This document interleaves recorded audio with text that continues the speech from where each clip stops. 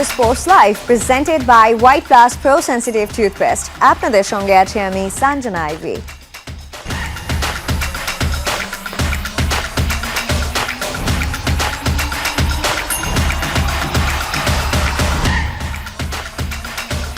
সবকিছু ঠিক থাকলে শনিবার নিউজিল্যান্ড সিরিজের দল ঘোষণা করবে বিসিবি। ইনজুরি থেকে পুরোপুরি সেরে না ওঠায় আবারও ওয়ানডে সিরিজ মিস করতে পারেন পেসার তানজিম সাকিব। আরেক পেসার হাসান মাহমুদকে নিয়েও অনিশ্চয়তা কাটেনি শুক্রবার পর্যন্ত।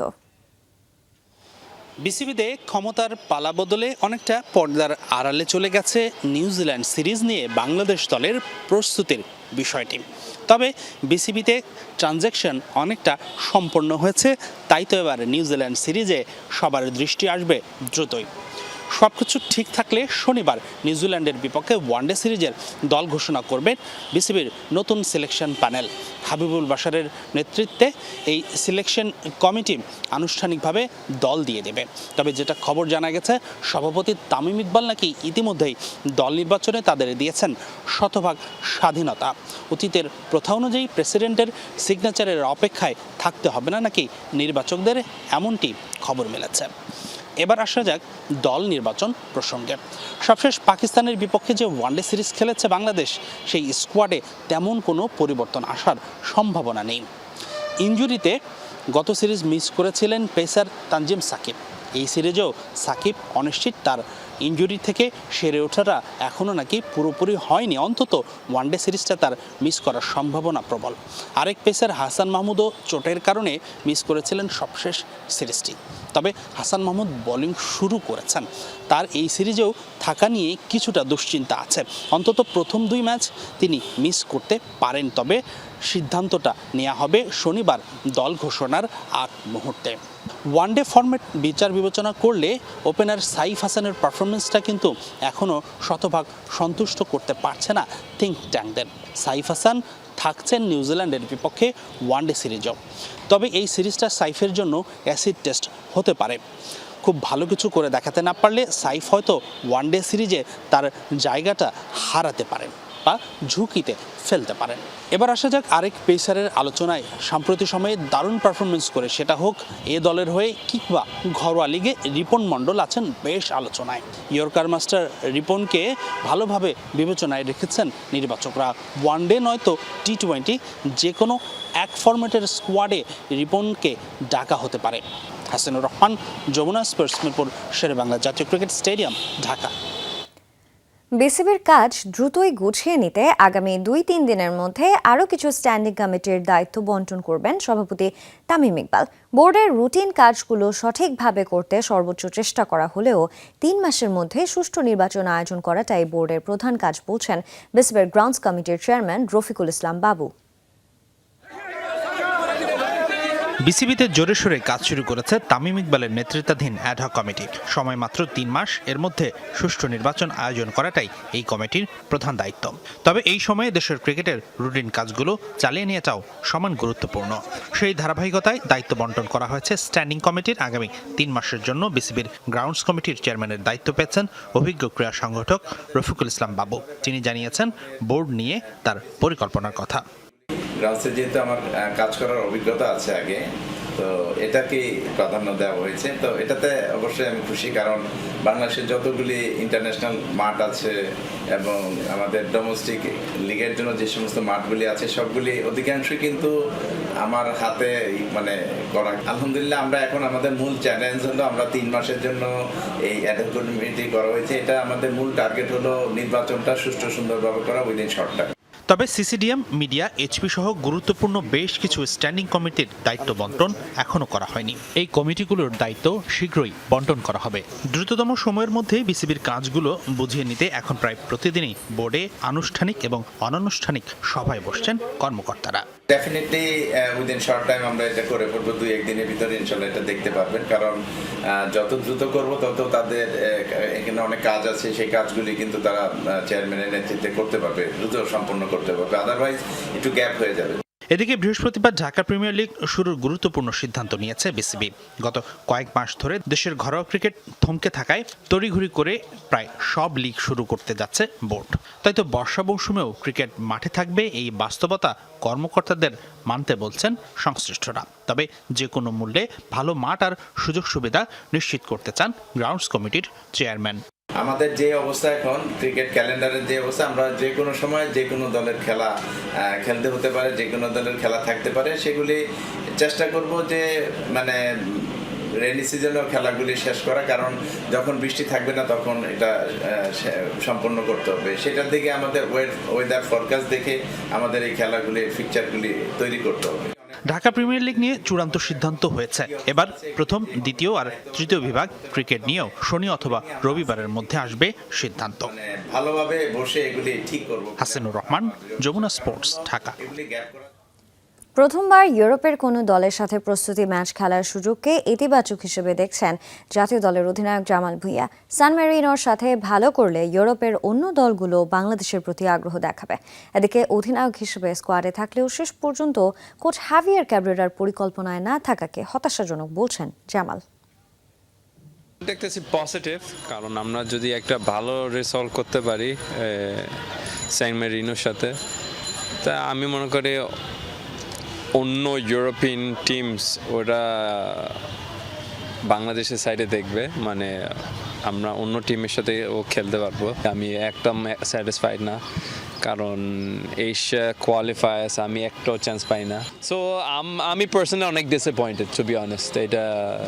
এটা স্বাভাবিক, এটা যেটা খেলে না ওরা অফকোর্স ডিসঅ্যাপয়েন্টেড, বাট আমি অ্যাজ আ ক্যাপ্টেন একটু বেশি ডিসঅ্যাপয়েন্টেড।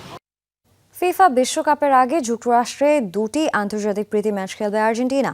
মধ্য আমেরিকার দেশ হন্ডুরাস এবং ইউরোপের দেশ আইসল্যান্ডের বিপক্ষে দুটি ম্যাচ খেলবে সেলেসাওরা। টেক্সাসের কাইল ফিল্ডে 6 জুন হন্ডুরাসের মুখোমুখি হবে লিওনেল স্কালোনির দল। এরপর 9 জুন আলাবামায় তাদের প্রতিপক্ষ আইসল্যান্ড। বিশ্বকাপের জন্য ঘোষিত স্কোয়াড নিয়ে ম্যাচ দুটি খেলবে আর্জেন্টিনা। চূড়ান্ত স্কোয়াড জমা দিতে 30 মে পর্যন্ত সময়সীমা পাচ্ছেন স্কালোনি। আগামী 11 জুন থেকে পর্দা উঠবে এবারের ফিফা বিশ্বকাপের। যে গ্রুপে আর্জেন্টিনার 3 প্রতিদ্বন্দ্বী দল অস্ট্রিয়া, জর্ডান ও আলজেরিয়া। 16 জুন আলজেরিয়ার বিপক্ষে ম্যাচ দিয়ে বিশ্বকাপ ধরে রাখার অভিযান শুরু করবে স্কালোনি শিষ্যরা। এশিয়ান গেমস বাছাই হকির খবর, চাইনিজ তাইপেকে 3-2 গোলে হারিয়ে আসরে পঞ্চম স্থান নিশ্চিত করেছে বাংলাদেশ। জোড়া গোল করেছেন আশরাফুল ইসলাম। সেরা 6 থেকে এশিয়ান গেমস আগে নিশ্চিত করেছিল বাংলাদেশ। চাইনিজ তাইপের বিপক্ষে পঞ্চম স্থান নির্ধারণী ম্যাচের 7ম মিনিটে পেনাল্টি কর্নার থেকে বাংলাদেশকে এগিয়ে নেন আশরাফুল। এই কোয়ার্টারেই ওয়ে চেংজি সমতায় ফেরান চাইনিজ তাইপেকে। দ্বিতীয় কোয়ার্টারের শুরুতে পেনাল্টি কর্নার থেকে আবারও লক্ষ্যভেদ করেন আশরাফুল। তৃতীয় কোয়ার্টারের শুরুতে লো হাউকাই সমতা ফেরান। 38 মিনিটে দলের জয়সূচক গোলটি করেন মেহরাব। জয় দিয়ে বাছাই শেষের তৃপ্তিও সঙ্গী হলো বাংলাদেশের। আগামী সেপ্টেম্বরে জাপানের আচি ও নাগোয়াতে অনুষ্ঠিত হবে এশিয়ান গেমসের 20তম আসর।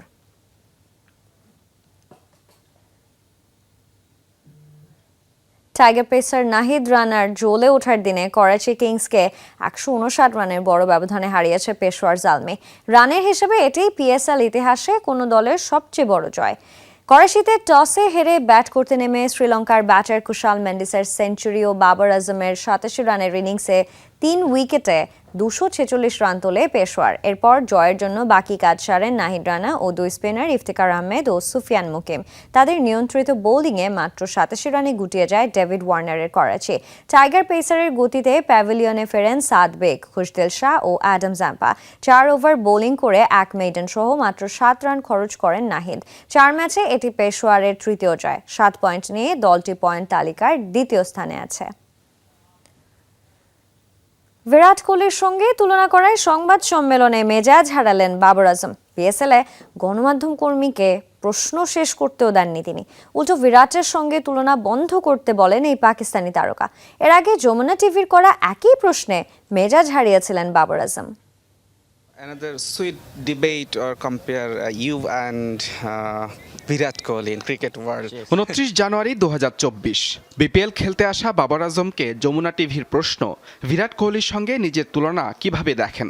উত্তর মেলেনি, উল্টো মেজাজ হারান পাকিস্তানি তারকা। कहीं ना कहीं ठीक है या खत्म कर दें आप जिस वजह से सवाल कर रहे हैं आप छोड़ दें उसको। 8 এপ্রিল 2026 সময় বদলালেও মেজাজ বদলায়নি বাবর আজমের। সেই একই প্রশ্ন, বিরাট কোহলির সঙ্গে তুলনা। এবার প্রশ্নকারী স্বদেশী পাকিস্তানি ক্রীড়া সাংবাদিক। এবারও মেজাজ হারালেন বাবর, থামিয়ে দিলেন প্রশ্নকর্তাকে। বুধবার পিএসএলে হায়দরাবাদের বিপক্ষে পেশোয়ার জালমির জিততে দরকার ছিল 30 বলে 30 রান। ঠিক তখনই 37 বলে 43 রান করে আউট হন বাবর আজম। যদিও শেষ পর্যন্ত জয় পেয়েছে তার দল। आपका मवाजना विराट कोहली से भी इसी वजह से होता है कि वो भी ম্যাচ শেষে সেই প্রশ্ন, ব্যাটিং স্টাইল কোহলির মতো হলেও কেন বারবার ম্যাচ শেষ করতে পারছেন না বাবর?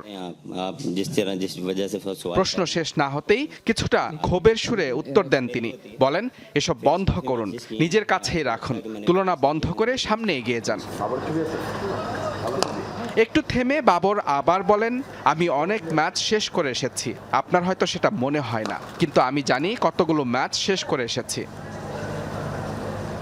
এরপর অবশ্য সুর নরম করেন পাকিস্তানি তারকা। অপর এক প্রশ্নে নিজের ম্যাচ শেষ করে আসার দক্ষতার বর্ণনা দেন। জানান, ক্রিকেট খেলতে গিয়ে প্রতিদিনই শিখছেন তিনি।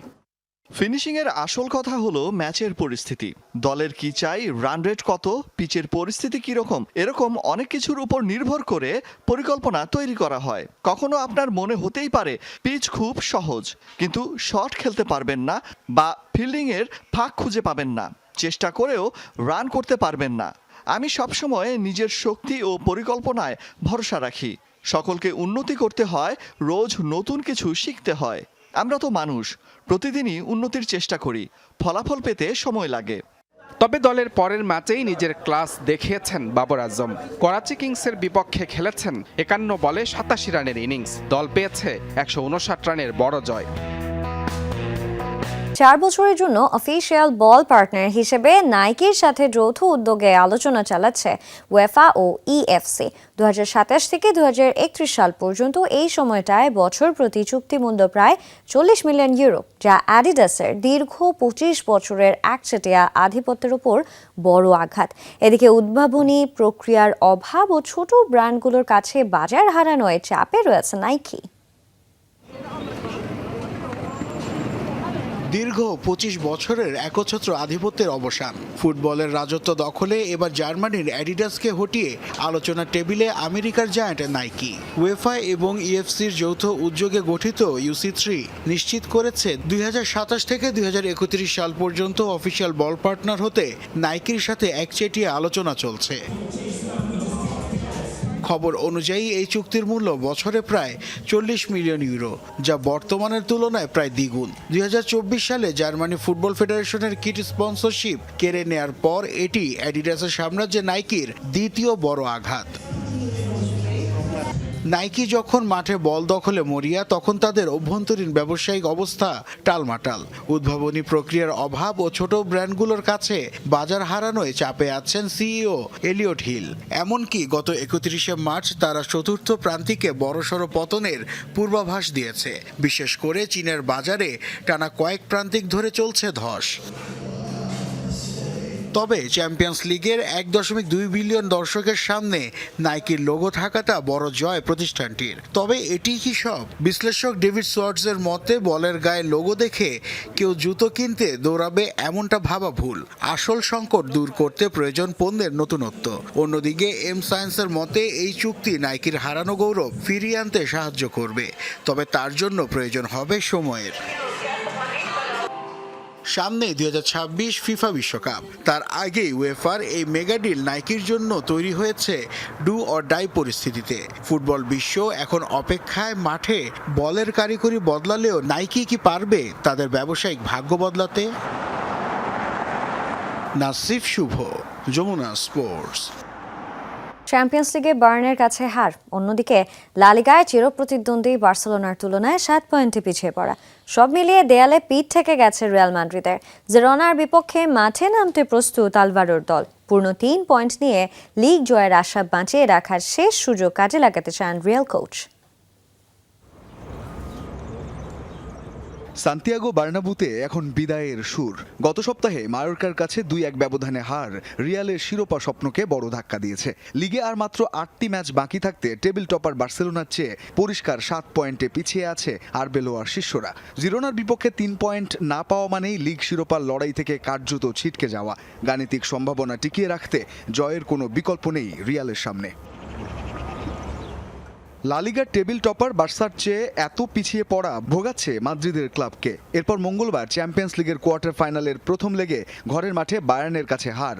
8 ম্যাচ বাকি থাকতে লিগ জয় এখন রিয়ালের জন্য এক পাহাড়সম চ্যালেঞ্জ। তবে হাল ছাড়তে নারাজ কোচ আলভারো আরবেলোয়া। তার পরবর্তী লক্ষ্য কেবলই পূর্ণ 3 পয়েন্ট। আমরা এখানে সির্ফ সময় নষ্ট করতে আসিনি। এটা ঠিক যে আমরা মিউনিকের ম্যাচটির জন্য অপেক্ষায় আছি, কিন্তু আমাদের ভুলে গেলে চলবে না রিয়াল মাদ্রিদ তার ইতিহাস গড়েছে বড় বড় চ্যালেঞ্জ জয় করি। আমরা কি করতে পারি তা দেখানোর জন্য আমরা মানসিকভাবে প্রস্তুত। তবে আপাতত কোনো পরীক্ষা নিরীক্ষা নয়, আমাদের লক্ষ্য একটাই, মাঠে নামা এবং 3 পয়েন্ট জয় করা। মায়োর্কা ও বায়ার্নের কাছে টানা হার রিয়ালকে কিছুটা ব্যাকফুটে ঠেলে দিলেও কোচ আরবেলোয়ার তুরুপের তাস এখনও ভিনিসিয়াস জুনিয়র। দলের সেরা এই তারকার উপর পূর্ণ আস্থা রাখছেন কোচ। ভিনিসিয়াস জুনিয়র সম্পর্কে আমার ধারণা আপনারা জানেন। আমি দায়িত্ব নেয়ার পর থেকে সে যে প্রতিভা দেখিয়েছে তা অতুলনীয়। আর যারা বার্নাবুর দোধ্বনিতে অভ্যস্ত নয় তাদের উদ্দেশ্যে বলবো, সুযোগ থাকলে আমি প্রতিটি ম্যাচ এই মাঠেই খেলতাম। বার্নাবুর দর্শকদের একাংশের দুয়োধ্বনি নিয়ে যে বিতর্ক চলছে তা উড়িয়ে দিয়ে আরবেলোয়া আগলে রাখছেন তার প্রিয় শিষ্যকে। রঞ্জন শান্ত, যমুনা স্পোর্টস। আর এই ছিল আজকের স্পোর্টস লাইভে। এতক্ষণ সঙ্গে থাকার জন্য সবাইকে ধন্যবাদ। আল্লাহ হাফেজ।